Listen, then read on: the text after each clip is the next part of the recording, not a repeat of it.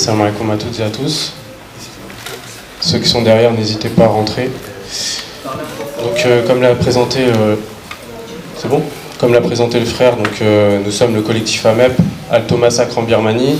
Donc, nous sommes une association qui tente de venir en aide au maximum aux Rohingyas, nos frères musulmans de Birmanie. Et donc, nous tenons tout d'abord à remercier l'association Aide, Éducation et Accompagnement, bien évidemment, qui nous accueille aujourd'hui à Clichy. Je tenais aussi à vous dire, je pense pour la plupart vous le savez, que la mosquée est un peu en danger, et donc nous apportons notre entier soutien aux frères et sœurs de cette mosquée. Alors pour présenter le collectif en deux mots, nous sommes une association donc, qui a été créée en 2012 suite aux exactions qu'ont subi ces musulmans de Birmanie. On s'était dit, donc en fait on est tous bénévoles et on s'était dit qu'il fallait vraiment qu'il y ait une association qui en parle exclusivement et qui aussi aille sur place pour leur venir en aide. Donc nous avons 3 pôles de travail, sensibilisation de terrain comme aujourd'hui, à travers donc des conférences, des salons, des manifestations, des rassemblements. Un deuxième pôle communication et médias, on essaye de faire le travail que les médias mainstream ne font pas, c'est-à-dire traduction d'articles, vidéos, transmission d'informations, et on vous amène ici des frères Rohingyas pour vous transmettre l'information. Et un troisième pôle important, humanitaire, donc on essaye à travers de 3 manières différentes, c'est-à-dire on apporte des denrées sur place, à travers des missions ponctuelles, que ce soit en Birmanie même, au Bangladesh, en Malaisie, en Indonésie, où il y a beaucoup de réfugiés. Vous avez par exemple 300 000 réfugiés Rohingyas au Bangladesh, dans le pays le plus pauvre du monde. On essaye de les aider à construire leurs infrastructures, notamment pour les écoles, car c'est par ce moyen-là qu'ils pourront s'émanciper, Inch'Allah. Et donc, nous avons notamment un projet d'orphelinat en Malaisie.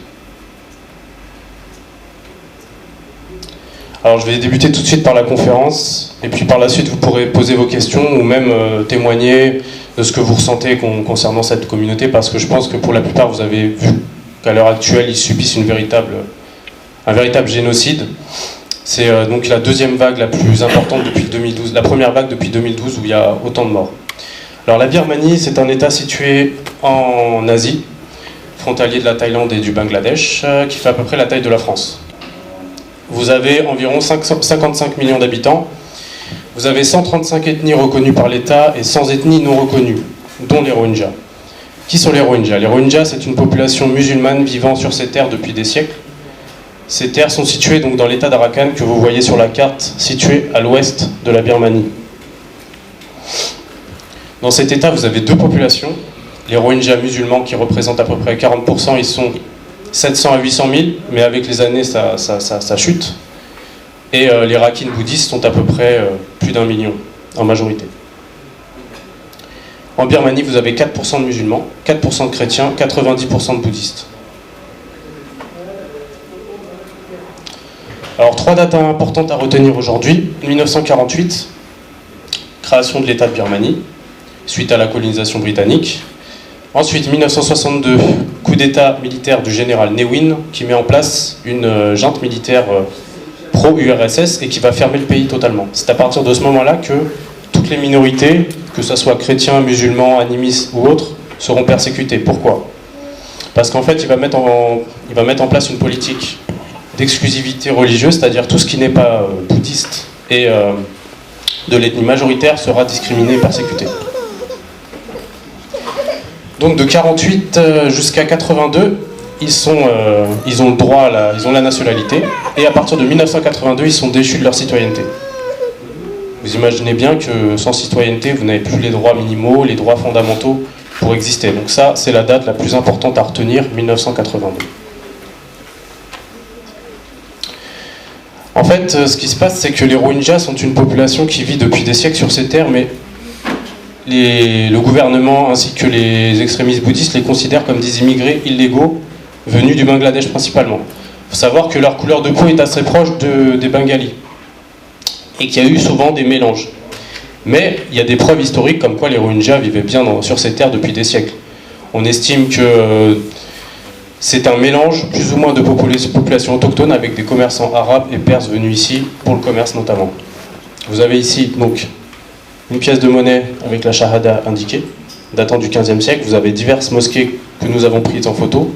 notamment Nordine qui s'est rendu en mai en Birmanie, qui avait pris ces photos donc, de mosquées qui ont été enfermées et brûlées. Et donc depuis des siècles, ces populations vivent sur place. Ici, vous avez 3 personnalités qui résument un peu la situation en Birmanie. À gauche, l'ex-président Thein Sein, qui est donc complice de crimes contre l'humanité.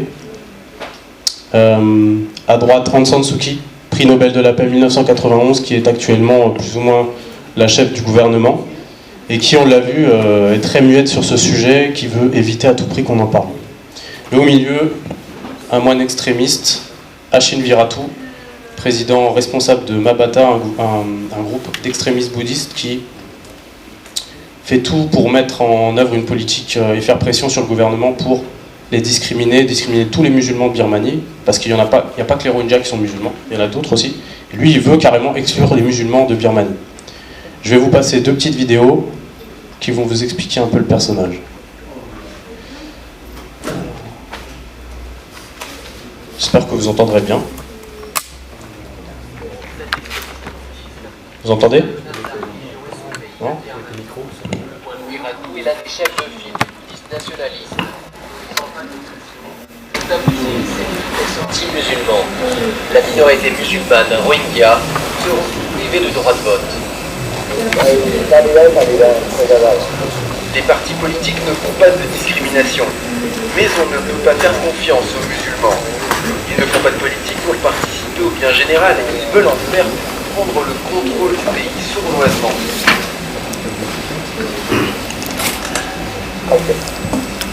La question est ultra sensible en Birmanie. Le principal parti d'opposition, celui d'Aung San Suu Kyi, n'a pas de candidat musulman sur ses listes. Elle assure que la religion n'est pas le critère principal. Ce qui compte le plus pour nous, c'est quel candidat aura le plus de chances de remporter telle ou telle circonscription. C'est notre principale considération. Les tensions religieuses ont mené à de meurtrières émeutes anti-musulmanes ces 3 dernières années. Pourtant, les musulmans ne représentent que 5% de la population birmane. Cet homme était le seul élu Rohingya du Parlement sortant. Il a été interdit de se représenter aux élections du 8 novembre, la citoyenneté birmane de ses parents ayant été récemment mise en doute. Combien de fois faudra-t-il qu'on montre patte blanche? Combien de fois un citoyen devra-t-il être soumis à approbation? Après de 2 mois des élections, les nationalistes bouddhistes et la Ligue nationale pour la démocratie, le parti d'Aung San Suu Kyi, se disputent la domination de la scène politique. Les musulmans de Birmanie, quant à eux, se demandent toujours pour qui voter. Vous avez entendu? Oui? Je veux savoir si vous avez bien entendu la vidéo. Vous avez entendu, c'est bon? Ok, bah je vais vous passer la deuxième vidéo. C'est plus simple de vous montrer directement les propos de... Installé sur son trône bien fleuri, il entame une initiative particulièrement choquante. Que se passe-t-il si on se marie avec des musulmans? Notre religion va disparaître. Notre religion va-t-elle vraiment disparaître? Oui, elle va disparaître. Donc vous allez vous marier avec un catholique ou un musulman? Avec un catholique. Vous allez vous marier avec un drogué ou un musulman? Avec un drogué. Avec un clochard ou un musulman? Avec un clochard. Un chien galeux ou un musulman? Avec un chien galeux. Vous choisissez quoi? On choisit le chien. Oui, choisis le chien. Si tu te maries avec un chien, notre religion va-t-elle disparaître? Non, notre religion ne va pas disparaître. Si vous vous mariez avec un chien, il ne vous empêchera pas de prier. Des propos insupportables que les autorités birmanes ne répriment pourtant pas. Viratu serait à l'origine d'un projet de loi pour interdire aux femmes bouddhistes de se marier avec les musulmans. Le moine exhorte aussi ses dévots à boycotter leur commerce.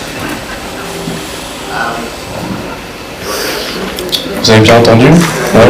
Vous avez donc pu voir... Je voulais vous présenter ces vidéos pour que vous compreniez exactement, directement à travers ces propos, ce qu'ils pensent des musulmans. Comme vous pouvez le voir, il n'y a pas... En France, on est discriminé à un petit niveau, mais bon, en Birmanie, c'est un autre stade, quoi. Je vais poursuivre.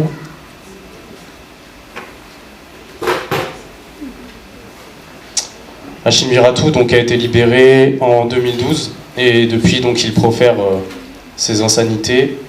Et comme vous avez pu le voir, dans ces rassemblements, il y a beaucoup de monde. Alors, quelle est la situation actuelle en Birmanie? Vous avez donc 700 000 Rohingyas en Birmanie, vous en avez plus d'1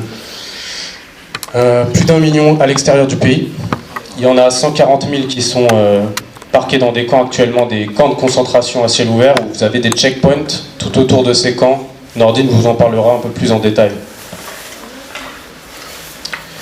Alors les Rohingyas, comme je vous l'ai dit en 82, n'ont plus de nationalité, n'ont plus de citoyenneté. Pour se marier, c'est très compliqué. Par exemple, ils doivent payer 100 $ pour se marier. Là-bas, c'est rédhibitoire. C'est très compliqué. Pour avoir des enfants, c'est tous les 3 ans. Et depuis 2005, ils n'ont pas le droit à plus de 2 enfants parce qu'ils ont peur Pour eux, en fait, les musulmans, ils veulent envahir le pays. Ils veulent, comme disent aujourd'hui, le grand remplacement en France. C'est un peu ça, quoi. Ils ont peur de ça alors qu'ils sont que 4%, voire 3% maintenant. Pour soigner, c'est très compliqué. Vous avez que 2% des femmes qui accouchent dans les hôpitaux parce qu'ils ont peur de se faire avorter ou euthanasier directement. Pour travailler, c'est super compliqué. Ils sont dans des camps, comme je vous l'ai dit. Pour voyager, ils n'ont pas le droit de sortir de l'État. Ils n'ont pas le droit de sortir du pays. Pour étudier, ils peuvent étudier juste en primaire et après, c'est impossible. Donc, ils n'ont pas de professeur puisque personne ne s'éduque. Et c'est pour ça qu'on investit beaucoup sur l'éducation, parce qu'il y a un vrai manque. Alors la situation aujourd'hui, c'est que la plupart d'entre eux ne rêvent que d'une chose, c'est de partir du pays. Le problème, c'est qu'à l'extérieur, les pays n'en veulent pas. Que ce soit au Bangladesh, il y a déjà 300 000 Rohingyas, que ce soit en Malaisie, il y en a 80 000, en Thaïlande, ils sont mis en esclavage, en Indonésie et en Australie, ils n'en veulent pas. En Australie, il y en a 2000 et ils n'en veulent pas. Donc comme vous pouvez le voir, c'est une population qui subit un nettoyage ethnique, un génocide. Aujourd'hui, donc la situation est simple. C'est une population en voie d'extinction et malheureusement, des musulmans frontaliers à part la population, parce que les populations ont fait plusieurs manifestations pour les soutenir, que ce soit au Bangladesh, en Indonésie. D'ailleurs, en Indonésie, nous sommes rendus sur place et nous avons vu la solidarité du peuple, mais malheureusement, les gouvernements ne veulent pas aider ces peuples. Donc on se demande où est la solidarité humaine et islamique. Je vais vous passer une petite vidéo que nous avons réalisée en Birmanie même, avec des frères dont nous sommes en train de financer une école aujourd'hui. Et c'est Nordine qui l'a interviewé.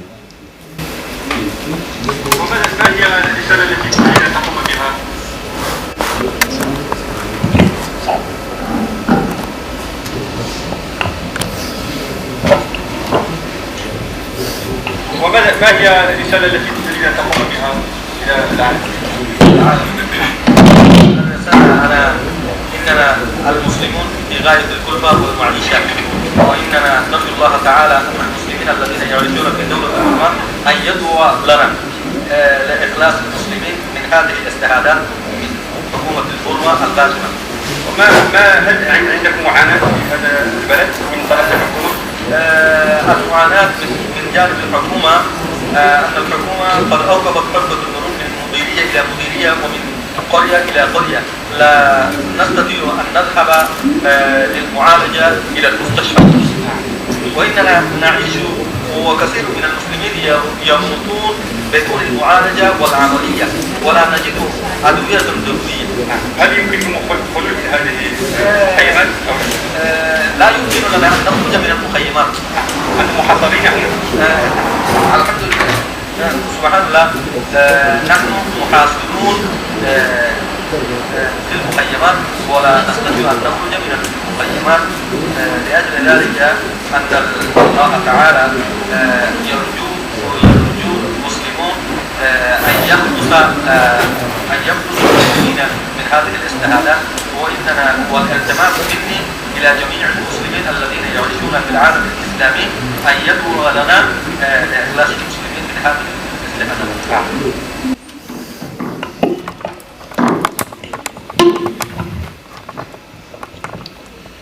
Donc ça c'est un frère, Nordine, tu leur en diras un peu plus sur cette école. Je vais terminer cette petite présentation rapide par vous parler de la situation actuelle, qui est une situation dramatique. Alors je m'excuse pour ceux qui seraient choqués, je vais vous montrer des photos assez choquantes, mais je suis obligé de vous montrer ce qui se passe actuellement. Alors actuellement, c'est simple. Vous avez plus de 450 Rohingyas qui se sont fait tuer.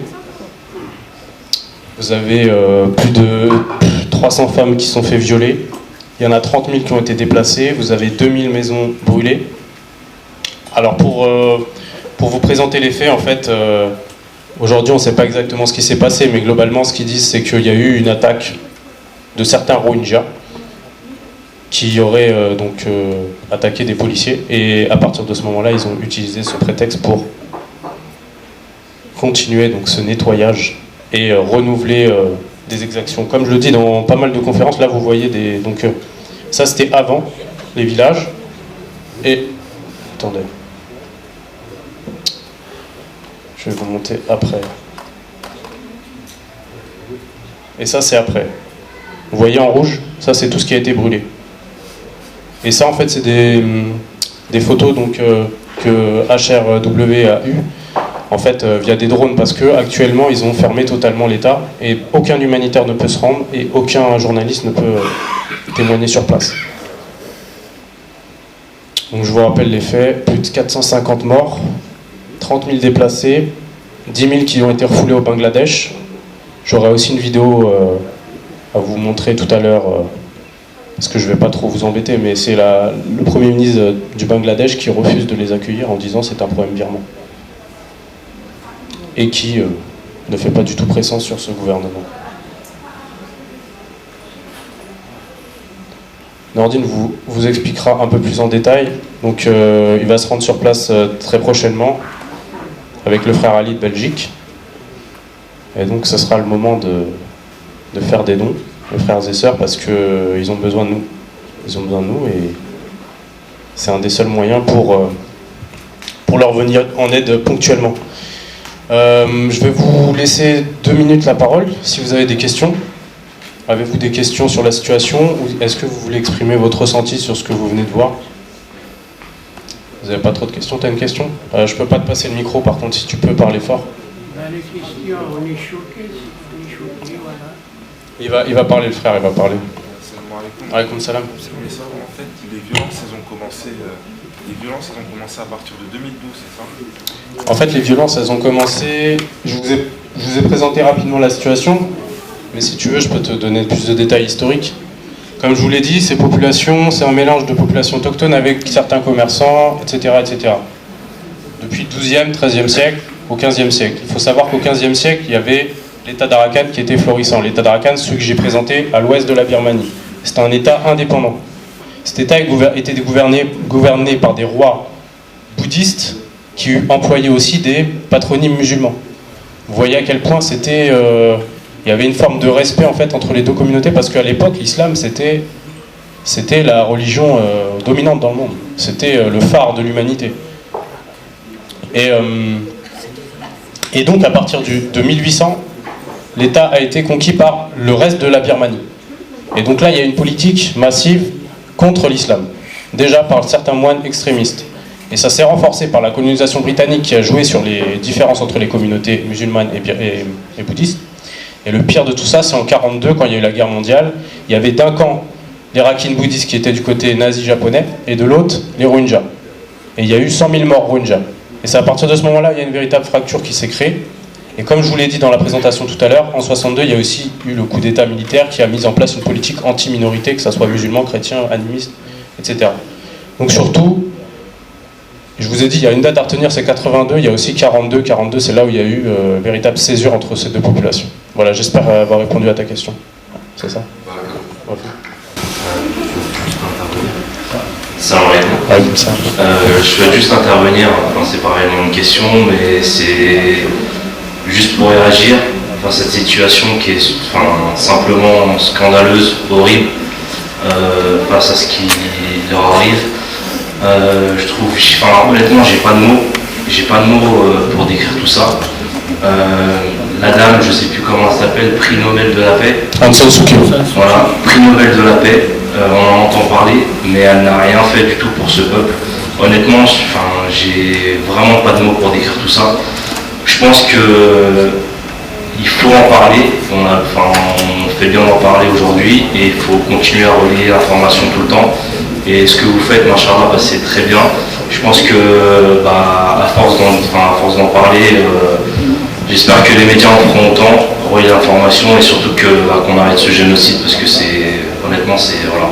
On ne vit pas 24 heures avec eux. Je pense que le fait de vivre que juste 24 heures avec eux, c'est justement horrible et on ne se met pas assez à leur place. Donc voilà, moi je les soutiens et je vous soutiens à 100%. Merci pour ce que vous faites en tout cas. Je te remercie, Barakallahu. Oui, comme le dit le frère, on est là aussi pour faire ce que les médias ne font pas. C'est pour ça qu'on a créé cette association, parce que nous, à la base, on était des bénévoles de différentes causes. Et on a découvert ça, on s'est dit, en tant que musulmans déjà, en tant qu'être humain, comment ça se fait que personne n'en parle en France? Il y a quelques associations qui en parlent aussi, Info Birmanie, Barakasti en parle aussi, ou Ma Charity. Et nous, on est une association, à l'époque, il n'y avait personne qui en parlait. On s'est dit, il faut créer cette association pour venir... pour en parler, déjà faire connaître, parce que déjà personne ne les connaît. Déjà, je vous remercie d'être ici présent, parce que rien que vos présences, ça permet de ne pas oublier ce qui se passe. Comme disait le frère, la semaine dernière, on était à Besançon pour un gala. Là, il y a un mois, on était à Lille. On a une branche en Belgique. Le frère qui a fait l'introduction tout à l'heure, il est de Belgique. On a une branche en Suisse. On a une branche à Lille, à Lyon.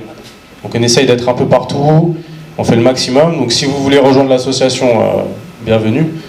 Mais en tout cas, on est là pour ça, quoi. On est là et voilà. Avez-vous d'autres questions? Avez-vous d'autres... si vous voulez témoigner. Salam alaikum, merci de votre intervention. Moi, j'ai vu sur Internet qu'en 2012, ils ont accusé un Rohingya d'avoir violé une femme. Et j'ai vu que par rapport à ça, il y a eu pas mal de bouddhistes ou de policiers qui sont pris au Rohingya. Je voudrais avoir plus d'éclaircissements par rapport à ça. Et ma deuxième question, c'est leur situation administrative, pièce d'identité, carte d'identité. Je veux savoir comment ça se passe par rapport à ça. Et je veux savoir quelle action peut-on mettre en place de manière individuelle ou locale. Merci. Ok, donc il y a 3 questions en une. La première question sur 2012. Alors comme souvent, ils utilisent des faits divers pour porter l'accusation sur toute une communauté. Sur ce fait divers, comme quoi il y aurait eu deux Rohingyas qui auraient violé une femme bouddhiste, on n'a pas de preuve de ça. Donc déjà, il n'y a pas de preuve. Par contre, ce qu'on sait, c'est qu'une semaine après pour le Jomara, ils sont venus, ils ont tué 11 musulmans dans un car. 11 prédicateurs, 11 musulmans. Donc déjà, en fait, ils utilisent n'importe quel prétexte pour les discriminer, pour les massacrer.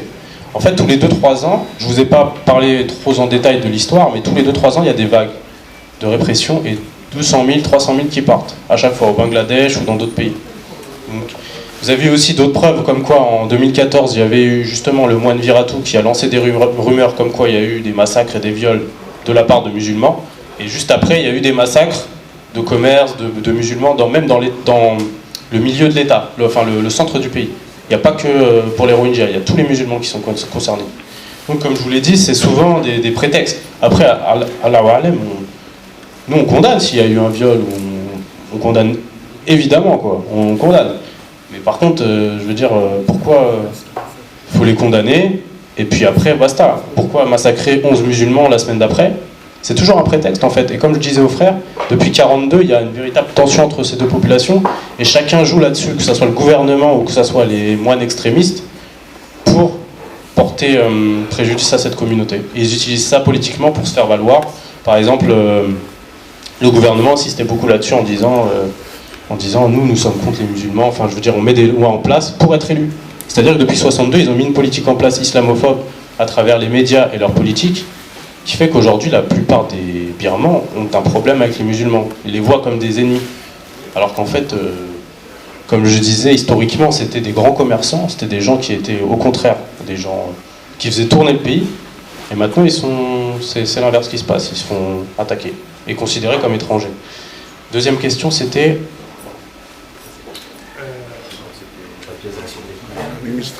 Pièce d'identité, je vais laisser Nordine tout à l'heure. On essaye de rénover des structures. Nordine vous présentera par exemple l'école qu'on va financer, donc qu'on va construire là bientôt en Birmanie. On a un orphelinat en Malaisie, avec notre pôle Malaisie. Je ne vous ai pas parlé du pôle Malaisie, mais il y a aussi des frères là-bas qui travaillent. Et puis, tous les 2-3 mois, des actions ponctuelles, on apporte des denrées sur place, c'est super compliqué, on se fait passer pour des touristes, on rase la barbe. Bref, Nordine vous donnera plus de détails. Donc vous voyez, on essaye d'investir sur l'éducation pour les enfants, parce que c'est comme ça qu'on changera les choses. C'est pas qu'en leur donnant à manger qu'on va changer les choses, parce que on leur donne à manger un sac de riz, 20 €, ça tient un mois, alhamdoulilah, mais au final, ça va rien changer. Je veux dire, nous on travaille sur l'éducation pour justement qu'ils puissent communiquer à l'extérieur, apprendre l'anglais, communiquer, nous donner le maximum d'informations, ensuite éduquer leurs enfants, et puis après s'émanciper. Pour la deuxième question sur la pièce d'identité, je vais laisser un peu Nordine préciser. Salam alaikum, bonjour à tous. Alors moi je suis Nordine, je suis président du collectif et cofondateur également. Ça fait 5 ans que cette organisation existe. Comme l'a rappelé mon collègue Farouk, donc on est un peu présent un peu partout. On essaye d'être présent partout. On a ici un frère qui nous vient qui fait partie d'une organisation qui s'appelle European Rohingya Council, c'est le conseil des Rohingyas européens. Et ils essayent de sensibiliser, d'aller un peu partout. Aujourd'hui, il est parmi nous parce que justement, il a entendu cette conférence pour en faire partie et témoigner aussi également. Et il y a aussi aujourd'hui des activistes Rohingyas qui veulent alerter l'opinion publique. Je le laisserai tout à l'heure, je vais essayer de traduire parce qu'il parle en anglais. Et voilà. Pour revenir à la question du frère, pour l'identité Rohingya, il y a deux choses. Il y a d'abord des Rohingyas qui ont gardé leur nationalité, ceux qui sont nés avant 1982, parce que 1982 c'est la date où ils ont été déchus de leur nationalité, et tous ceux qui sont nés après, ils n'ont pas de nationalité. Le problème qui se pose, c'est d'abord, comme vous le savez, ou je ne sais pas si vous le savez, ils ont 2 prénoms, il y a un prénom birman et un prénom musulman. Et on leur a donné des cartes blanches pour ce qu'ils appellent des cartes temporaires. À l'époque, déjà en 1982, en leur disant on va vous donner d'autres droits, etc. Ça, pourquoi d'abord ça a été fait, cette déchéance de cette nationalité? D'abord, ça fait partie d'une propagande de la junte birmane pour pouvoir exercer leurs exactions. C'est une machination presque diabolique, parce que quand vous n'existez pas juridiquement, vous n'êtes pas responsable. En tout cas, le tueur n'est pas responsable juridiquement. Pour être victime, il faut avoir une personnalité juridique devant le tribunal de La Haye, si on peut aller loin. Et donc, on leur enlève cette citoyenneté, ils deviennent à peu près comme des animaux. Donc, quand on les tue, on va exercer toute une sorte d'exaction, et l'État birman n'est pas responsable aujourd'hui. On a déjà parlé, je vous en parlais tout à l'heure, d'une possible action juridique qu'on souhaite porter au tribunal de La Haye, avec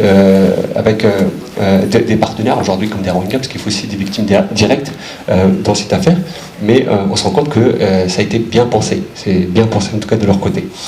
Ça c'est une première chose. Deuxième chose, l'État birman, en tout cas la junte birmane avait bien sûr sous-traité un petit peu ce massacre via une institution religieuse.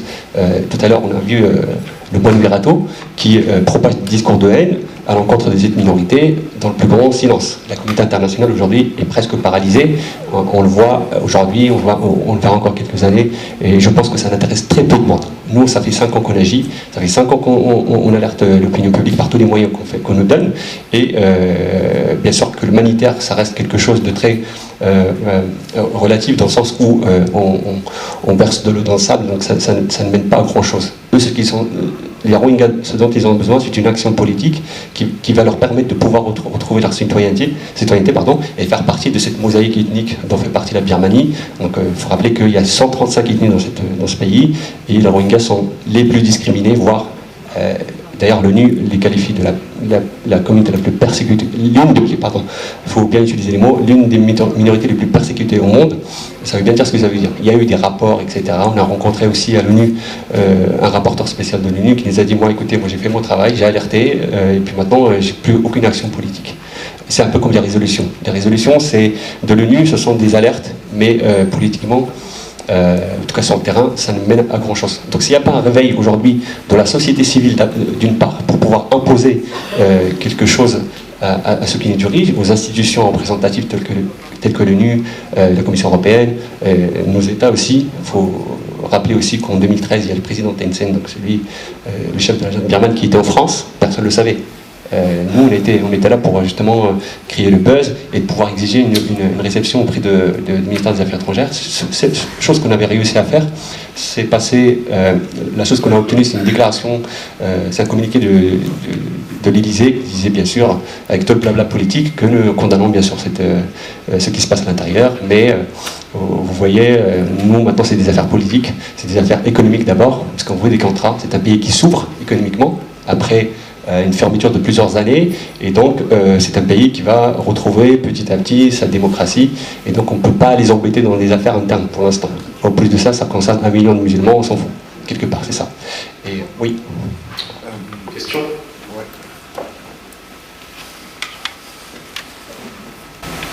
Ça va avec Nordine. Moi, je voulais savoir, en fait, je suis en train de réfléchir, c'est que, comme vous avez dit, les Rohingyas, ils sont 4% en Birmanie, et je pense que la situation... Excuse-moi de te couper, en fait, 4% de musulmans. Il y a d'autres minorités, notamment les Kamans, c'est des descendants des Perses qui vivent aussi dans l'état d'Arakan. Il y a des musulmans qui vivent à Rangoon, la capitale, au centre du pays. Les Rohingyas, c'est 3%, on va dire. 3%. Okay. Et je ne sais pas si j'ai mal compris, mais grosso modo, l'État birman est en train de faire une propagande anti-musulmane auprès des populations pour justement justifier la persécution des Rohingyas, c'est ça ? Bah, comme je l'ai dit, en fait, depuis 1962, il y a une politique... Et en fait, l'État, il était fermé, il était URSS. Donc il était totalement fermé, et tout ce qui n'était pas Bamar, c'est-à-dire l'ethnie majoritaire qui compose à peu près 65% de la population, ils sont plus clairs de peau, les Bamars.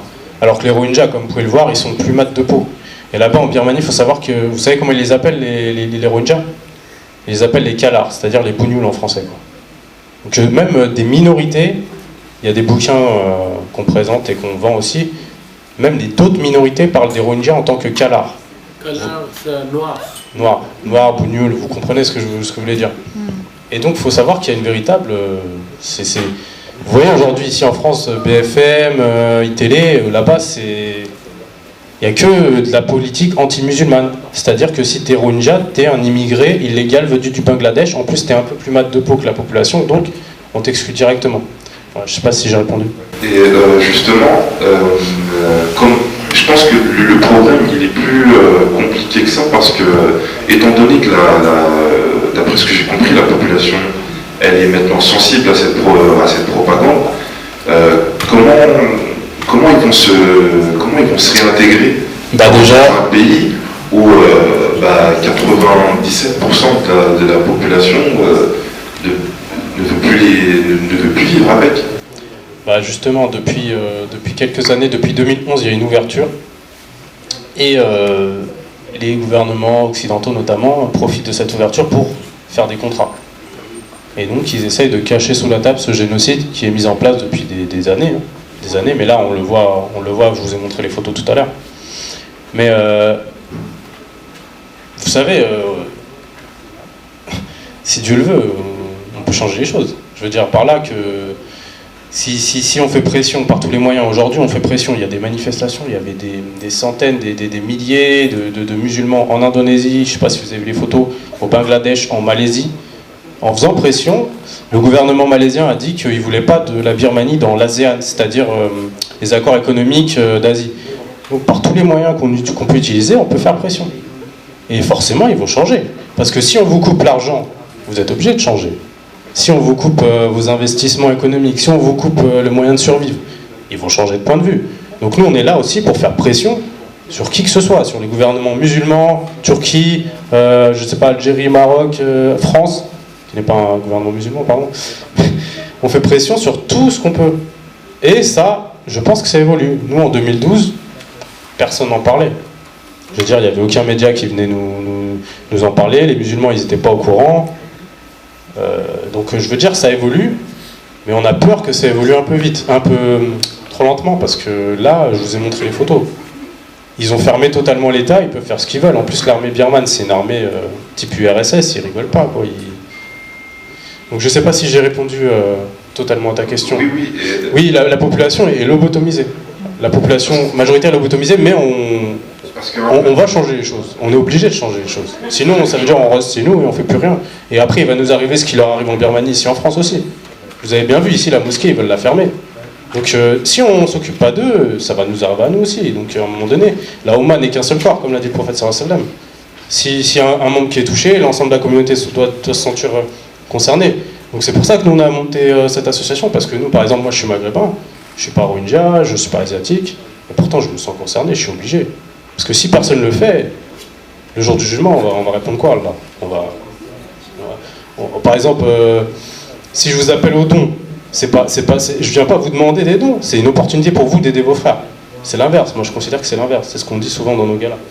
Donc je veux pas vous embêter avec l'argent, mais vous comprenez, c'est un exemple. Voilà.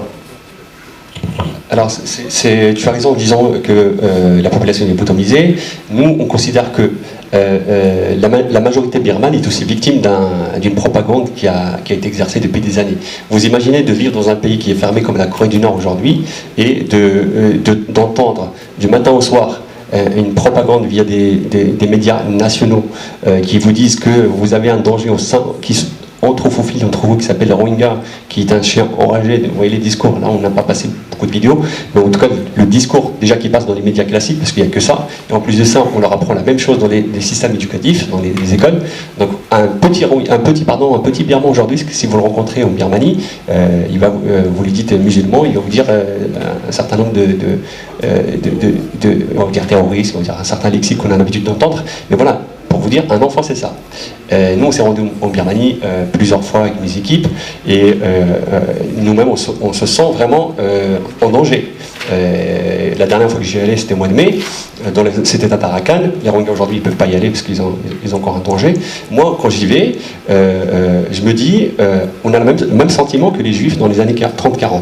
C'est-à-dire que, ce que je disais tout à l'heure mon collègue, c'est qu'on s'est rasé la barbe.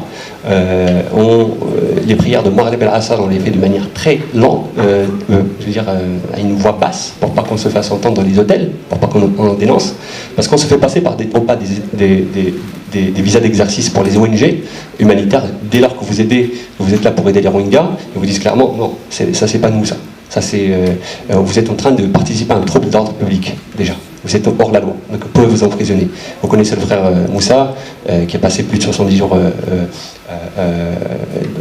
derrière les barreaux au Bangladesh, et il était au Bangladesh. Vous imaginez encore la Birmanie. Et donc voilà, donc, nous-mêmes, on a encore un certain danger, on y allons là-bas.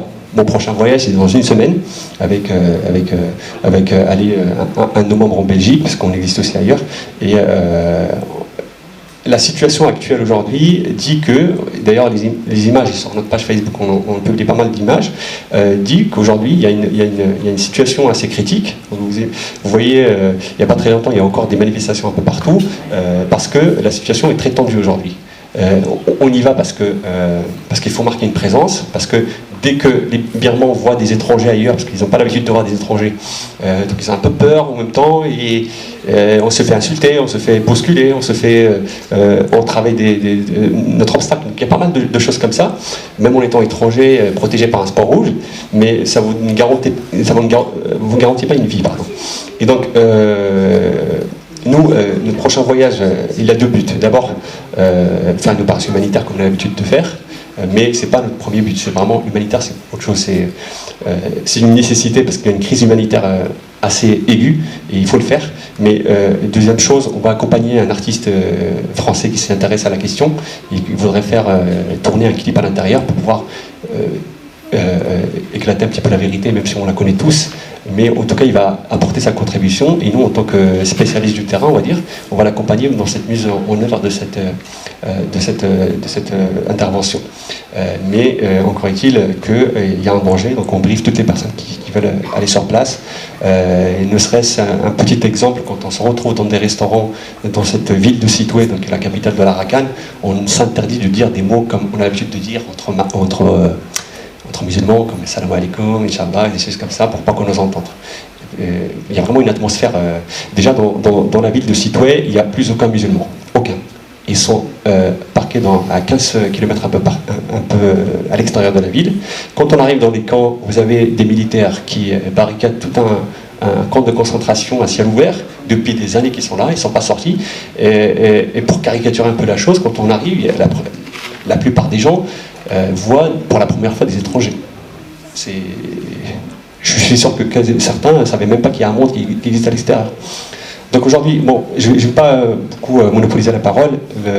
Je vais ici, il y a le frère Youssef qui est avec nous et qui voudrait faire passer une vidéo, ou en tout cas une présentation de sa part. C'était pas prévu.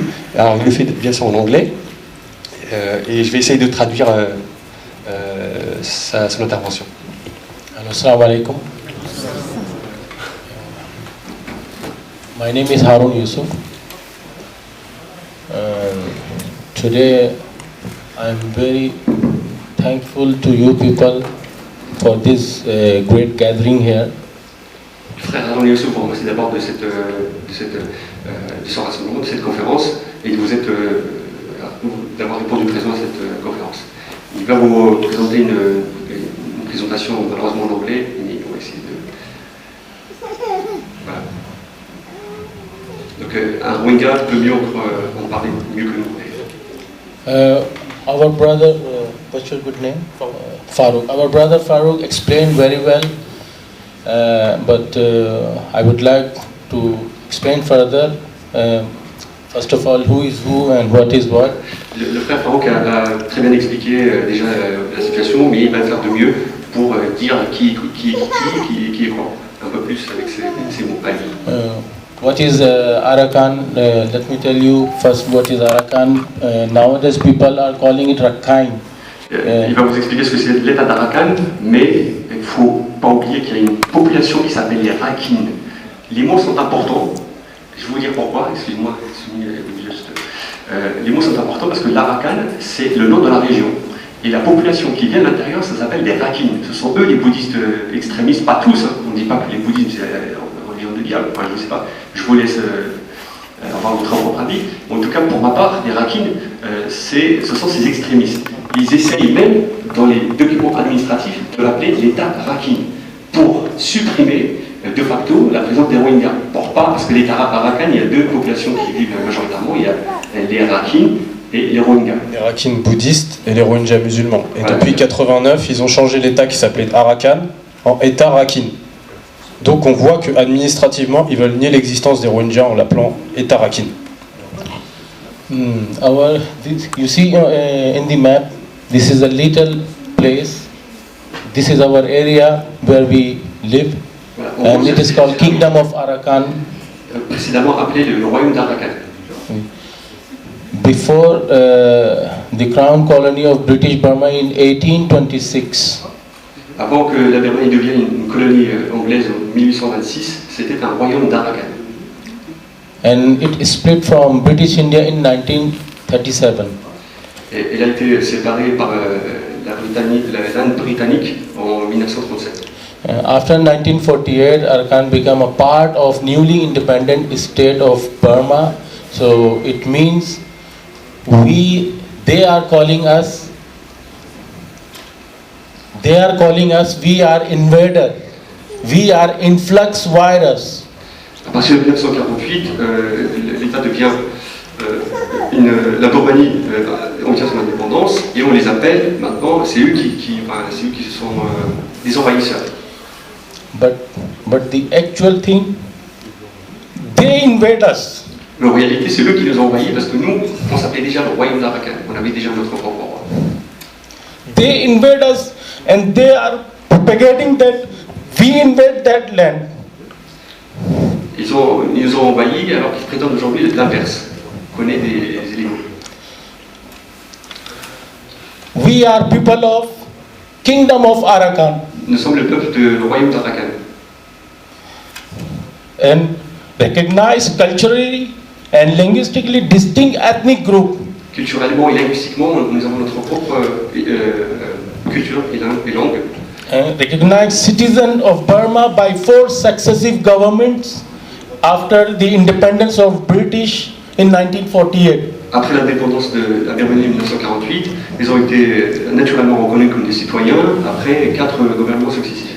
Now, due to 1982 citizenship law, which is implemented by General Nevin, and our citizenship is under scrutiny now. À partir de 1982, comme vous l'avez dit tout à l'heure, on leur a enlevé cette nationalité et coup ils deviennent des apatrides. C'est la plus grande communauté apatride du monde. And in 1961, there was a proper radio broadcast in our own language, in Burmese radio program. D'ailleurs, en 1962, ils avaient leur propre station de radio de leur propre ethnie, Rohingya. The Rohingya people in Burmese history from 1936 to 2010. The first Daw I knew, her Rohingya name is Zohra Begum. One of the first two women parliament in Burmese history during 1951 election. Une des premières parlementaires Rohingya était musulmane, qui s'appelait Zohra Begum, en 1951. Elle était déjà élue et faisait partie du Parlement également. And Minister of Education and Health in 1960, Mr. Sultan Ahmad. Sultan Ahmad, qui était un des ministres de l'Éducation et de la Santé en 1960. The latest people like Shui Mong and Aung Zawi MP elected in 2010 general election. En 2010, récemment, une élue qui s'appelait Shui Mong, qui a eu son élection pareil parlementaire. And look at this report. You can see from 1954 to 2016, these are all military operations. Ici, une liste de toutes les opérations militaires qui ont été exercées à la rencontre depuis 1954. Toutes les opérations qui ont été menées à la rencontre jusqu'à parler d'un génocide en 2012. And there are, you can search on Google. I will send, please all you brother, put your all email address after this conference. I will give this all, I will send this all information to you. Don't believe my words, just do a research work. Si vous souhaitez en savoir plus, vous pouvez les coordonner, il va vous en dire un peu plus, parce que c'est vrai qu'ils se font de moins en moins entendre, ils sont complètement négligés. Mais en tout cas, vous pouvez trouver toutes ces recherches-là sur Internet, donc il y a pas mal de recherches en anglais, malheureusement, on fait tout pour le traduire. And this is what we call plague law. If I am asking international community, if they can delete this law, you don't have to go there and do jihad or something like that. No, c'est ce livre-là qui s'appelle le livre noir et rouge, avec des lois noires. En fait, c'est une façon de dire que c'est à partir de ce livre-là, c'est un code qui les a privés de leur nationalité, de leur éducation, de leur mariage. Aujourd'hui, ils sont limités à 2 enfants, ils ne peuvent pas se marier sans avoir une autorisation, ils ont été expropriés de leur terre, etc. Donc on a déjà privés de leurs droits depuis 1982. And we all Rohingya community as whole asking international community to remove this law from the Burmese government, and that's it. And every discrimination will be finished. This law is implemented against us. La seule chose qu'il demande, c'est qu'il demande à la communauté internationale de faire pression pour pouvoir enlever ce livre-là, cette loi-là qui fait partie, qui est toujours en vigueur dans le gouvernement, dans l'État de Birmanie, qui prive, qui vise uniquement les Rohingyas et qui les a privés de tous leurs droits. Donc si on fait une pression pour pouvoir supprimer ce code d'apartheid, ils peuvent retrouver tous leurs droits. C'est le seul truc qu'ils demandent au-delà de l'humanitaire qu'on fait aujourd'hui. And there is a paragraph by the United Nations in 1993, the planned deliberate removal from a specific territory person of a particular ethnic group by force or intimidation in order to render that area ethnically homogeneous. Voilà, ça c'est une déclaration en 2012 de ce nettoyage ethnique qui est planifié de manière délibérée pour pouvoir exproprier un groupe de personnes en particulier, et c'est une définition en fait de ce qu'on appelle le génocide. In our area, in Burma, if somebody dead, we hear it after 2 or 3 months, because en Birmanie, quand une personne décède, quand on tue un Rohingya, on a l'information que 3 mois plus tard. Yes, if someone dead, we get information after 3 months or 4 months. It is why? It is just because of there is a restriction of movement. There is a restriction des mouvements. Yes. So the girl dead recognized on 27 May, June 2012. But this news, within 1 week, the whole country knows that there is a situation like that. It means if this news is propaganda, because it is a propaganda, they distribute proper flares to do this. Ils essayent de... Quand une information arrive très tard, donc on a du mal à la vérifier. Et ils ont utilisé, en fait ce qu'il veut expliquer, c'est l'histoire de viol, supposé viol, dont on n'a jamais eu la preuve, qu'ils ont utilisé comme un prétexte pour pouvoir mettre en place leur propagande. Et le but, c'est vraiment de créer une sorte d'émotion générale qui va favoriser une sorte de popularité qui va à l'encontre de ces Rohingyas, et appuyé par des discours religieux, parce que les moines là-bas sont très respectés, ils ont une place quasiment prophétique, et qui jouissent d'ailleurs de lois qui les protègent, aussi des lois qui les protègent, et qui leur donnent une certaine crédibilité. Donc en fait, le gouvernement se lave un peu les mains en disant, en fait, c'est pas nous qui faisons ces exactions, ce sont le peuple, et on ne peut rien contre la volonté du peuple. C'est assez... So, just we are asking, this was only one rape case in this day, and they just propagated and they show to the people that Muslim people are killing us, Muslim people are killing us. Ouais, ils disent voilà que c'est nous les victimes. D'ailleurs, c'est un discours You just see the CNN and other news channels. There are many rape cases in 1 hour. There is just this only one rape case to just remove and to just ethnic cleansing of the whole community. Est-ce que un viol peut justifier la disparition de toute une communauté? Ça prend des proportions incroyables. Donc c'est vraiment un prétexte pour eux d'éradiquer cette communauté. Another violence in Duchiradan violence, it is in January 28, 2014. Donc, là, en 2014, on a utilisé le prétexte de cette supposée police qui a été attaquée, soi-disant, par des Rohingyas, sachant que nous-mêmes, on sait qu'ils n'ont aucun moyen déjà de sortir, de se procurer des armes, et ils ne peuvent pas attaquer. C'est une population qui est assez peaceful, c'est-à-dire... Longdung fire in March 10, 2014, more than 70 homes burned down. Many innocent Rohingya arbitrarily arrested and tortured to accept that they themselves tortured their homes. 5 Rohingya women brutally tortured and their bodies, private parts burned with candles. Donc voilà, là il liste un peu toutes sortes d'arrestations arbitraires, de tortures et de mise en brûlée. En fait, il y a pas mal de maisons qui sont brûlées. Et là, au dernier point, 5 femmes Rohingyas ont été brutalement torturées et leur corps a été brûlé. Et, voilà, donc ce sont vraiment des exemples de violence qu'on pratique à eux. Et le pire de tout ça, c'est que tout le monde s'en fout. La communauté internationale ne se penche pas du tout sur la question. Il y a une organisation qui est importante à souligner, qui peut faire peut-être quelque chose, c'est l'OCI, Organisation de la coopération islamique, qui regroupe tous les pays musulmans, qui regroupe également du Maroc jusqu'en Irak.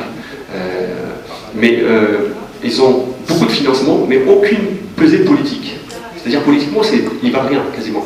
Et donc ce qu'ils ont proposé, c'est de donner de l'argent, mais ils savent très bien que la Birmanie ne fait pas des affaires avec les États arabes, les États musulmans. Donc ils s'en foutent complètement. Leur pouvoir sur eux est nul. Donc ce qu'il faut faire, je pense, à mon sens, c'est d'utiliser notre communauté ici pour pouvoir porter la problématique à d'autres âmes sensibles, pas que musulmanes, pour essayer de sortir de rendre moins communautaire ce problème, parce qu'il ne faut pas oublier que, moi je me rappelle en 2013, on avait été reçu par l'ONU et le ministère des Affaires étrangères français, qui nous a dit que c'est un problème communautaire. La France, par sa laïcité, ne peut pas s'ingérer dans des affaires communautaires. Vous imaginez le terme qu'on utilise là-dedans. Je suis sûr que si ça a été une autre communauté, je pense qu'on n'utilisera pas ces mots. Quoi qu'il en soit, si cette société civile que nous formons, vous en particulier et nous en tant qu'ONG, on exerce une force, pas que ici en France, c'est un mouvement international, ça doit être au même titre que la Palestine, la Syrie, etc. On pourrait exercer des pressions à ces gouvernements et donc de facto utiliser d'autres moyens un peu plus importants. These are our future. Look ça, at c'est les them. enfants de notre avenir. Voilà ce qu'on... Il y a des problèmes de malnutrition, il y a des problèmes de santé, et ils sont privés de travailler, bien sûr, donc ils mangent quasiment du poisson et du riz, la plupart. Donc, These are our next generation, what Burmese government are giving us. ça, c'est la génération que le gouvernement birman nous ont donnée aujourd'hui. Voilà, c'est ce qu'ils veulent. Ils veulent éteindre une population. See, the last, the parliament members, and they are excluded from 2015 general elections. Ce sont des parlementaires Rohingya parliament.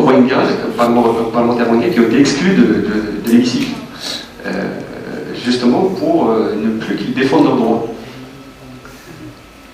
And who are involved behind? Qui est aujourd'hui impliqué dans cette mascarade? Il y a les militaires et les politiciens, il y a les forces de police, il y a bien sûr les autorités religieuses, comme l'exemple d'Hachim Mirato, il y a les extrémistes, ce sont des extrémistes, des citoyens extrémistes comme ça, des gangs un peu qui apparaissent, ce sont des jeunes extrémistes qui ont un élan de nationalisme en eux et qui veulent éradiquer ça. Il y a aussi des gens qu'on rencontre nous-mêmes, donc ce sont ce genre de personnes qui nous bousculent, ce sont des jeunes comme ça qui ils voient des étrangers arriver et ils savent que c'est pour le Rohingya, et ils nous intimident un peu de tous les moyens. Et puis il y a généralement toute la communauté internationale qui est complice aussi de ça par leur silence, par leur passivité.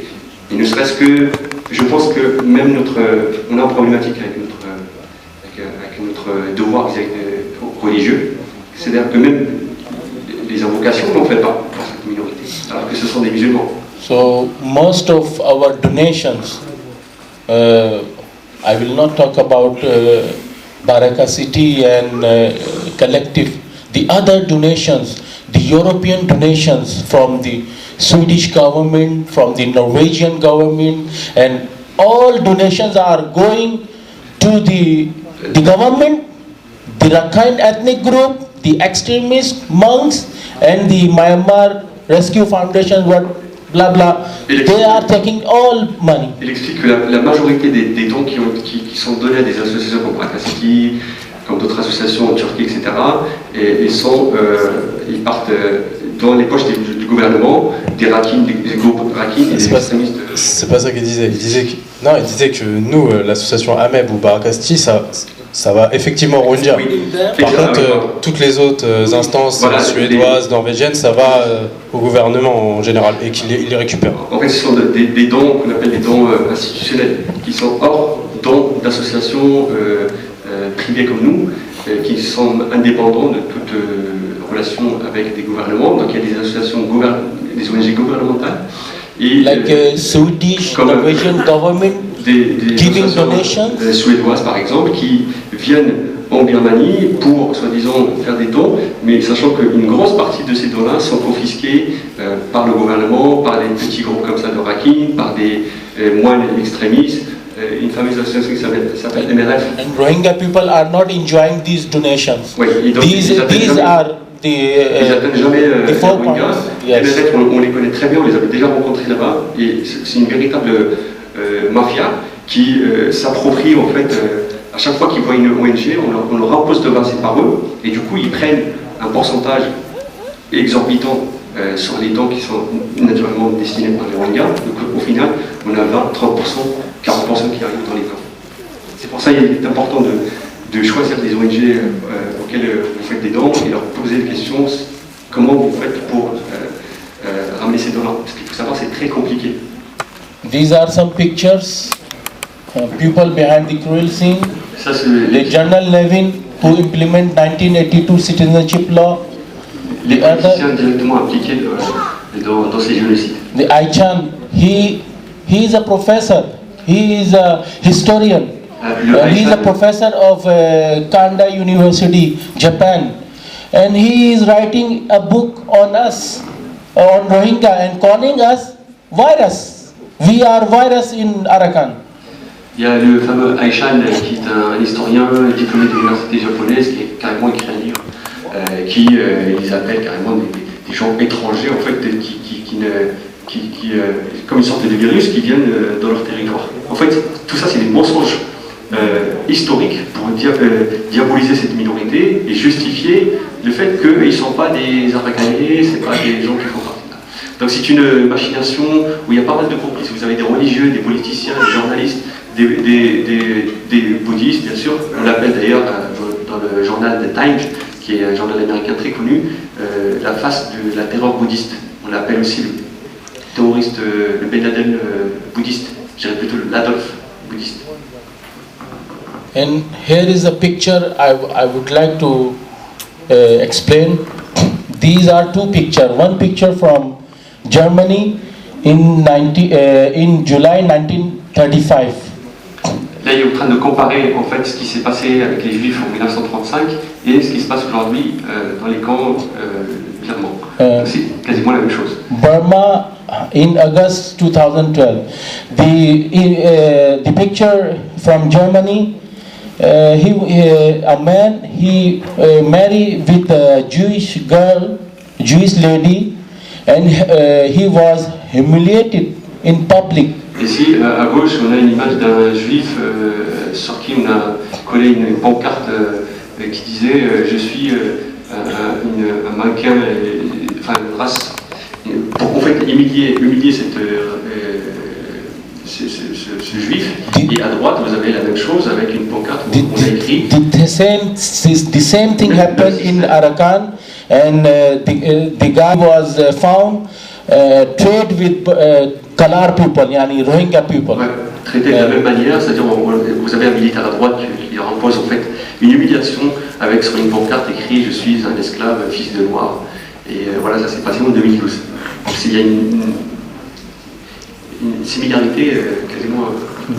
The 7 world's Nobel laureates said about us, but our Aung San Suu Kyi is not here. Ce qui n'est pas là, ça c'est les prix Nobel, les 7 prix Nobel de la paix. She is a different kind of Nobel laureate. That's why she is not here, unfortunately. Who is Aung San Suu Kyi? She is a political icon now. C'est aujourd'hui une femme politique. Yeah, she is no more a peaceful person, I think. C'est pas une personne qui est prix Nobel de la paix comme elle peut se prétendre, c'est une femme politique qui a des intérêts. Now people calling her Nelson Mandela of Myanmar. Certains l'appellent Nelson Mandela de la Birmanie. Mais avec son silence et son déni de pouvoir nommer Rohingya, ne serait-ce que par le mot, elle participe à My question to the world: if Nelson Mandela today alive, si Mandela aujourd'hui il vivant, il voit ceci, will he shy to pronounce word Rohingya? Aura-t-il honte en fait de prononcer le mot Rohingya? Je ne pense pas. But she is. Mais elle n'hésite pas. This is current. I'm not giving the 2012 report. This is current report. More than 1,600 houses burned down since 9 October 2016. Ici, il y a un petit rapport qu'il a fait. Donc, il y a 1600 maisons qui ont été brûlées depuis octobre 2016. Plus de 500 personnes tuées. Plus de 40 000 personnes qui sont aujourd'hui sans domicile en Arakan, plus de 10 000 qui ont fui vers le Bangladesh, plus de 150 cas de répression envers les femmes et les jeunes femmes de 10 ans. Il y a pas mal de viols à l'encontre de femmes. Et pour la petite histoire, il y avait un l'ambassadeur birman aux Philippines qui avait dit, suite aux accusations, parce qu'on a accusé l'armée birmane d'avoir pratiqué des abus sexuels contre des femmes rwandaises, il avait dit que comment peut-on violer une femme, des gens sales, noirs comme ça, c'est impossible. Nous, la race birmane, nous sommes une race élue quelque part, parce qu'ils ont la peau blanche, et qu'il y a un système de caste comme en Inde. We ask international UN intervention now, independent investigation and punishment to the perpetrators. On demande à des Nations Unies une enquête indépendante pour révéler la vérité aux gens et arrêter de mentir, minimiser un petit peu ce qui se passe là-bas. And it is happening.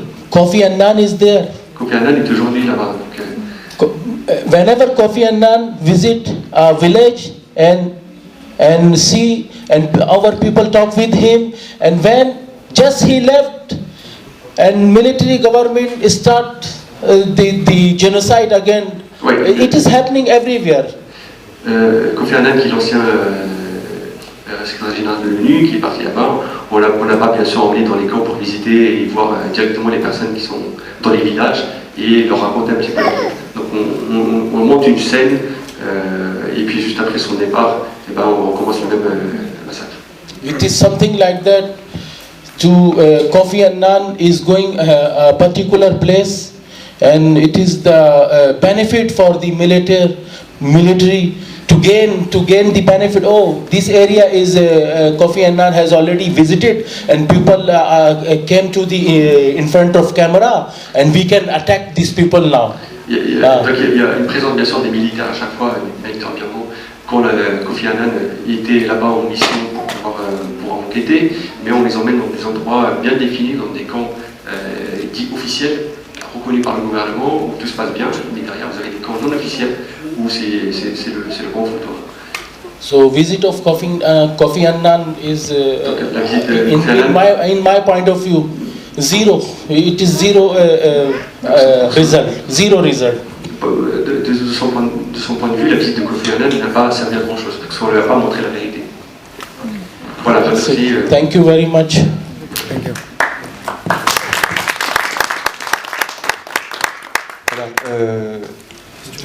Je voudrais, pour pouvoir interagir à cette conférence, n'hésitez pas à poser des questions. C'est une occasion aussi pour vous montrer en tout cas les actions que vous pouvez mettre en place à notre niveau. Nous, de notre côté, comme disait Farouk, ce qu'il faudrait montrer, en tout cas à notre sens,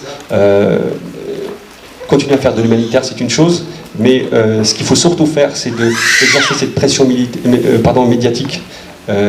Parce qu'aujourd'hui on a le pouvoir de le faire, on commence à peine de connaître cette cause depuis 2012, alors qu'elle existe, cette pression, en tout cas cette exaction, ces exactions commencent depuis déjà plusieurs années, et c'est qu'à partir de 2012 on a eu les premières brèves médiatiques qui apparaissent sur la toile, sur internet, et on est vraiment au début. Donc c'est pour ça qu'on essaye de mobiliser le plus possible en faisant des conférences partout, avec même des personnalités plus ou moins connues en France, en Belgique, etc.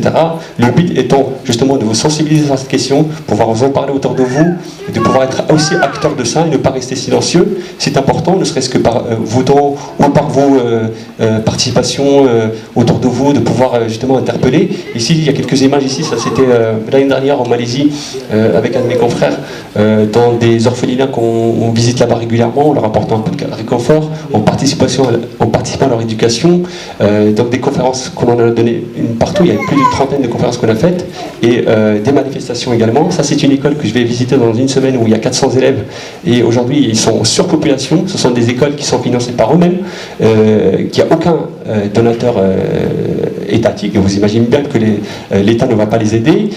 On a financé les salaires des professeurs, aujourd'hui on travaille sur l'extension de cette école-là, et ce sont des dons qu'on amène directement à ces Rohingyas sans passer par des intermédiaires, c'est ce qu'on évite à chaque fois. Ici c'est à Paris, là c'est en Birmanie également pour l'aide, donc à chaque fois on est présent sur place régulièrement, même si il y a des difficultés en tout cas pour les atteindre. Et aujourd'hui, en tout cas, ça leur fait plaisir votre présence, que vous pouvez vous intéresser à cette question, parce qu'avant 2012, ils avaient déjà cette injustice, mais personne ne savait, pas tout le monde s'en foutait.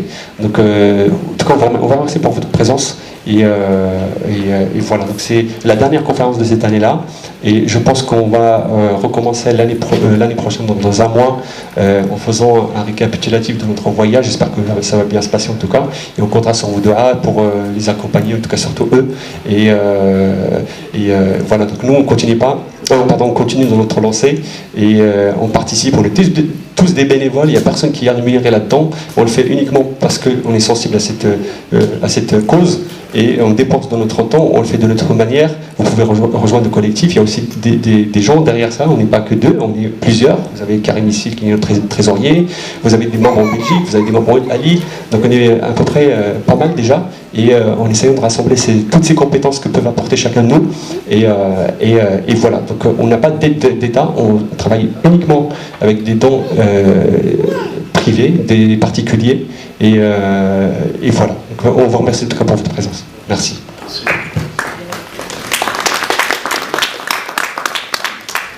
Je veux savoir si vous avez des questions pour le frère Wenja. Vous avez des questions? J'aimerais bien savoir la situation actuelle, quoi, en fait. Alors, donc, bonjour. Alors, donc, j'aimerais bien savoir donc, la situation actuelle et comment les gens là-bas vivent. Est-ce qu'ils sont protégés? Est-ce qu'ils sont quelqu'un qui les défend, quoi, en fait, et ils sont bien en sécurité actuellement.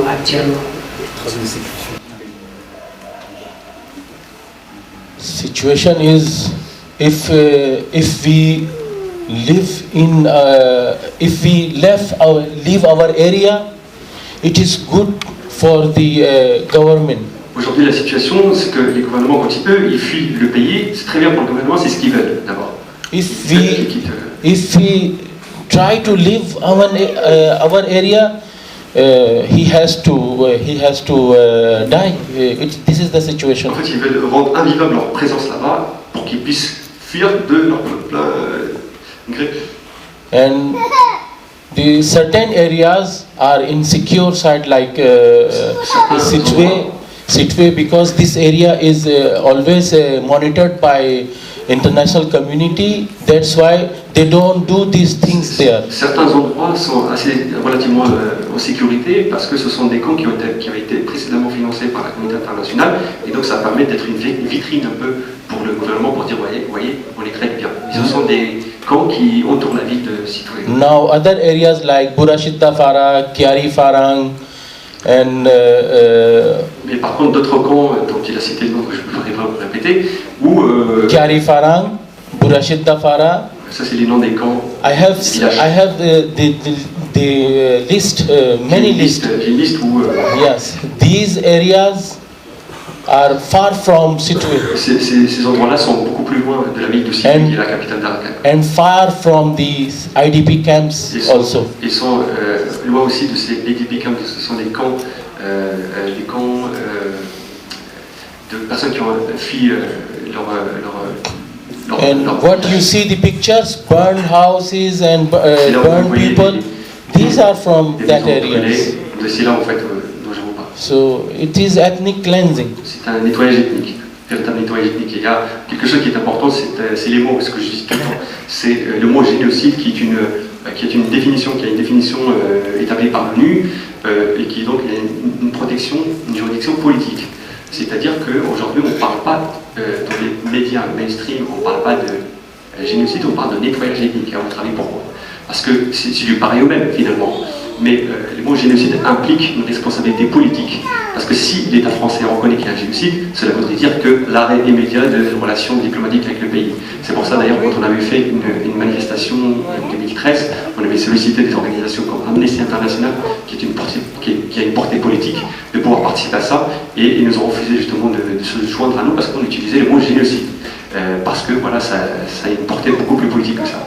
Donc même les mots sont importants, ils se refusent de dire qu'il y a un génocide, bien que tous les symptômes d'un génocide soient là. C'est super qu'en série, quoi, en fait. Bien sûr, la série est un problème beaucoup plus complexe que ça, parce que c'est pas simplement une photo que j'ai prise moi-même à l'intérieur de la ville de Sittwe. On peut voir ici, je ne sais pas si on peut zoomer à la porte, ça c'est la porte d'entrée, c'est une mosquée qui a été détruite, et on peut voir aussi la date de construction à gauche, en 1887. la date de construction de cette mosquée-là. Ça fait au 19e siècle déjà, vous avez une grande mosquée qui dominait la ville. Aujourd'hui, vous avez un poste de police à l'intérieur qui les surveille. Vous avez des chiens qui errent dans toute la mosquée. Et il y a au moins 3 ou 4 mosquées comme ça, et on les cache par des panneaux publicitaires. Je ne sais pas si vous les avez vus derrière. On met des panneaux publicitaires pour les cacher en attendant de les détruire. Donc, le but étant de détruire la présence des musulmans dans cet état-là. Et voilà, donc à chaque fois on voit bien sûr, ce sont des photos volées qu'on fait de manière discrète. Vous avez mon collègue ici à gauche qui se prétend en fait comme si on était des touristes. C'est une mosquée qui a été brûlée et voilà, il y en a plein comme ça, justement qui témoignent d'une présence des musulmans dans cet état. Question.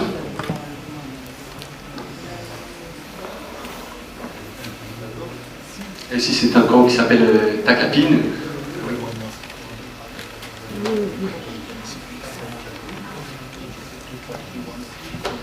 Et il y a un de ses frères ici, un Rohingya, qui parle français, qui voudrait dire quelque chose. Alors en attendant, ça c'est un des camps en fait, qui se trouve en plein ville, pas très loin de Situé. On apporte de l'aide régulièrement. Et voilà. Donc je laisse ce frère parler. Ce sera la dernière intervention. Assalamu alaikum wa rahmatullah.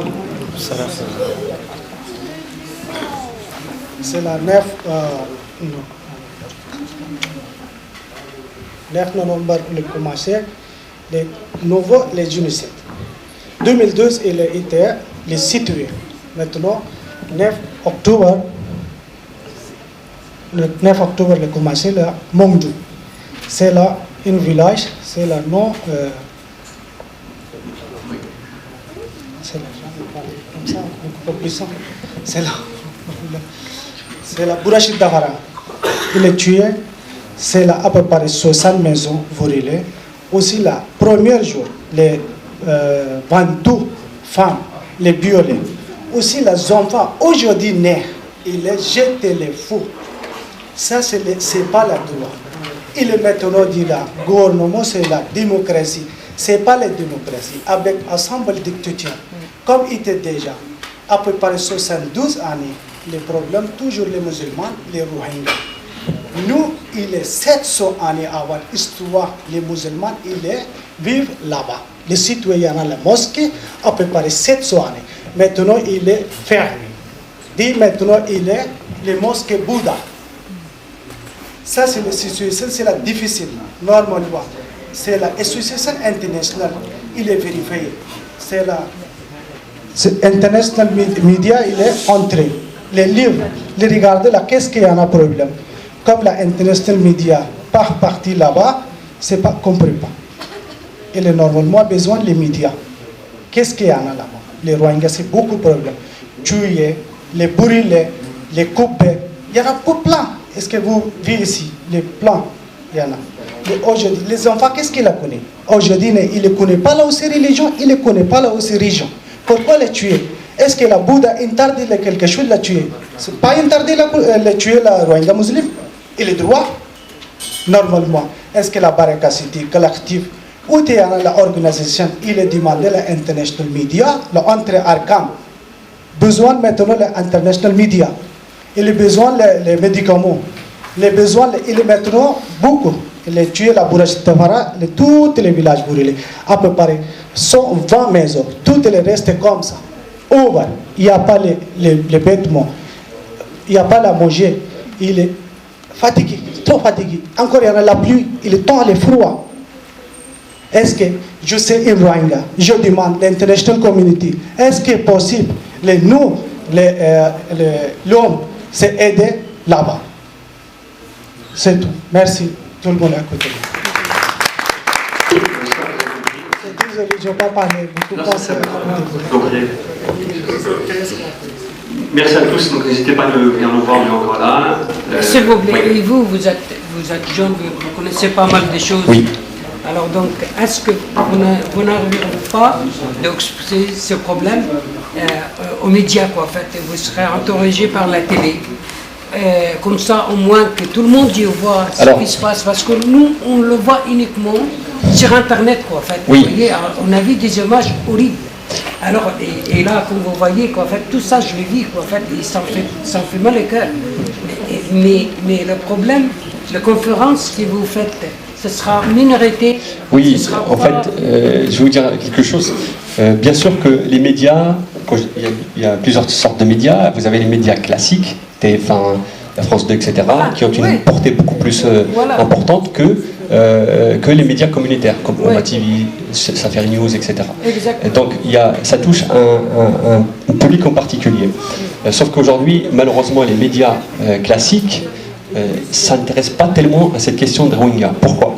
Parce que d'abord, on préfère, en tout cas en France, je vous parle en France, on préfère de parler d'un musulman persécuteur qu'un musulman persécuté. C'est deux choses différentes. Les musulmans, il est bon pour tuer, il n'est pas bon pour être une victime. C'est assez rare de voir un musulman victime d'une autre religion. C'est ce qui est le cas des Rohingyas. Donc aujourd'hui, TF1 avait passé un bref passage il y a 2 ans de cette persécution, mais c'est passé inaperçu. Ça a duré 45 secondes. Donc déjà ça. Deuxièmement, l'intérêt, donc ce que disait mon collègue disait que c'est pas vendeur justement de parler d'un musulman victime Rohingya. Ça c'est première chose. Deuxième chose, en France, bien sûr, la place de la Birmanie. Il y a aussi une raison culturelle. Je vous explique pourquoi. En Angleterre, par exemple, c'est une ancienne pays colonisateur de la Birmanie. Donc ils ont une histoire avec les pays qu'ils ont colonisés. Donc il y a une histoire avec eux. C'est comme la France avec les pays africains qui l'a colonisé. Donc on est beaucoup plus sensible à ce qui se passe dans les pays africains. On est à la Centrafrique, le Mali, on en sait beaucoup plus ici que nos confrères en Angleterre. Donc il se passe la même chose ici en France. Parce que ce qui se passe en Birmanie, qui est une colonie anglaise, ces gens-là parlent anglais et ils sont un peu étrangers à nous, donc on est moins sensible de ce qui se passe ailleurs. Donc aujourd'hui, si vous partez en Angleterre, il y a une Rohingya qui est beaucoup plus présente, leur bobo est beaucoup plus actif là-bas qu'ici. C'est pour ça d'ailleurs nous on constitue ce corps de militants ici en France pour faire de même, pour dupliquer un peu les mêmes actions. Donc en fait ce qui fait qu'en fait il y a un intérêt qui est beaucoup moindre ici en France malheureusement. On a fait des manifestations, on a appelé à tout, on a utilisé tous les médias qui sont à notre disposition et malheureusement notre communauté est pas du tout sensible, il faut dire la vérité. Je suis très bien placé pour vous dire que en fait vous en parlez autour de vous, on est sensible dans les secondes que suivent, 2 minutes après on n'entend plus parler. Parce que c'est pas des gens qu'on côtoie malheureusement. S'il se passe la même chose au Maroc, en Algérie, je peux vous aider qu'on est les premiers à aller manifester. Alors que c'est un devoir d'abord religieux, parce qu'on est, de par notre religion qui nous le dit, c'est un devoir de secourir ces gens-là, parce que c'est une épreuve pour eux, mais c'est aussi une épreuve pour nous. C'est ça qu'il faut. Et malheureusement, il y a une chose aussi que j'appelle la communauté musulmane, que même dans toutes les mosquées de France, qu'on utilise par exemple la khutba de Jumu'ah, qui est un événement épisodique, périodique, hebdomadaire, où on a en face de nous une communauté, et sensibiliser sur de la même chose que vous faites avec nos frères en Syrie, faites la même chose pour les frères en Birmanie. Ils ont le même devoir d'intérêt qu'on leur porte aussi. Et voilà, aujourd'hui on a été contacté par des gens qui sont pas du tout musulmans, qui s'intéressent à ça, qui font des dons, des gens, des athées, des chrétiens qui font des dons. Pourquoi pas notre communauté, alors qu'on est les premiers concernés.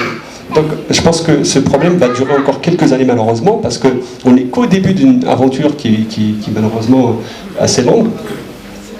Il reste 5 minutes pour la prière, et un goûter aussi qu'on vous a réservé gratuitement ici par la mosquée. Je le remercie d'ailleurs pour ça. Moi-même je suis de Clichois. Je suis de cette ville-là et par contre c'est la première fois qu'on se fait habiter par la mosquée, parce que bien qu'on a voulu le faire avec Ali qui est ici présent, bien qu'on a voulu le faire bien plus longtemps, on a fait des conférences partout sauf à Clichy. Aujourd'hui ça me fait plaisir parce que je l'ai fait dans ma ville et voilà, donc on soutient énormément cette mosquée parce qu'elle a aussi besoin de vous, et malgré ça elle donne des occasions pour faire des conférences de cette sorte, pour justement témoigner de la solidarité musulmane qu'on peut avoir, et même au-delà du musulman, c'est d'abord un problème humanitaire. Donc n'importe quel être humain est censé être sensible à cette cause-là. Excusez-moi, le moindre des choses, ce soit conférence, un jour de vendredi, où il y aura plein de monde, Au lieu de, vous voyez, pour sensibiliser les gens, parce qu'il y en a qui ne savent pas, quoi, en fait. Ouais. C'est vrai qu'il y a beaucoup de gens qui ne savent pas encore. Vous voyez, bon, comme je et c'est pour ça qu'il faut... uniquement sur Internet, quoi, en fait, il y a très peu de choses. Je deviens imam. Ouais. Non mais c'est vrai que n'importe qui peut faire la conférence, du moment que vous avez l'information comme aujourd'hui, vous pouvez en parler autour de vous. Et il y a une chose qui est importante aussi, c'est que depuis 2012, on a vu, heureusement, alhamdoulilah, on a vu une évolution depuis 2012. En 2012, il n'y a personne qui savait. Moi-même, j'étais choqué par ce qui se passait. Et quand j'en parlais, personne d'abord sait où se trouve la Birmanie, on ne sait même pas qu'il y a des musulmans là-bas, etc. Juste pour en parler un petit peu du contexte historique du problème, parce qu'il faut voir d'où ça vient le problème. Pourquoi on les persécute? Ça, c'est une question légitime, mais rare. Il faut se poser la question pourquoi on les... Est-ce que c'est juste parce qu'ils sont noirs, on les aime pas? Non, pas que ça. En fait, vous avez, en Birmanie, vous avez un élan nationaliste. En 1900, dans les années 60, pardon, il y a eu ce coup d'État. Et donc il a pensé, donc c'est une junte militaire qui est au pouvoir, donc il a pensé à une manière de pouvoir fédérer le maximum de nationalistes autour d'une cause qui va être commune, à un ennemi commun. Quel est cet ennemi commun? Eh ben, c'est la victime la plus facile, c'est le musulman. Parce que d'abord il est pauvre, l'État d'Arakan c'est le deuxième pays, l'État le plus pauvre du pays. D'abord il est pauvre, il n'a pas de moyens pour protester, moyens intellectuels également, quasi pas présents. Il y a aussi d'autres ethnies qui subissent à peu près le même sort, les communautés chrétiennes dans le nord, les Tchines, les Kaman, etc. Les Tchines, les Kachin, pardon, qui subissent à peu près le même sort, mais ils gardent toujours leur nationalité. Donc ils ont pensé à cette propagande. Pardon ? Ils ont des milices de protection, contrairement aux Rohingyas. Les Rohingyas, ils ont toujours refusé de prendre les armes parce que ça va être une raison encore plus de tous les tuer en une journée. Donc, pour revenir à cette propagande, donc ils ont... Et donc, comme la population est bien sûr lobotomisée par une propagande nationaliste du pays, on diffuse à travers ces médias ce discours d'unité, parce qu'il faut voir là-bas c'est des résistants dans leur tête. Ils disent, sinon les victimes, on a un danger ici, vous voyez ce qu'ils font aux États-Unis, vous voyez ce qu'ils font en France, ils font des attentats, on va subir la même chose. Tout à l'heure, le bouddhiste disait, notre religion va disparaître, alors qu'ils représentent 3%. Ces gens-là, ils ne représentent aucun danger. Sur le terrain, on a du mal à les trouver. Et donc, il y a ce mensonge, bien sûr, médiatique, et donc ce qui fait que la dictature règne à travers une cause nationale, raciste et patriotique.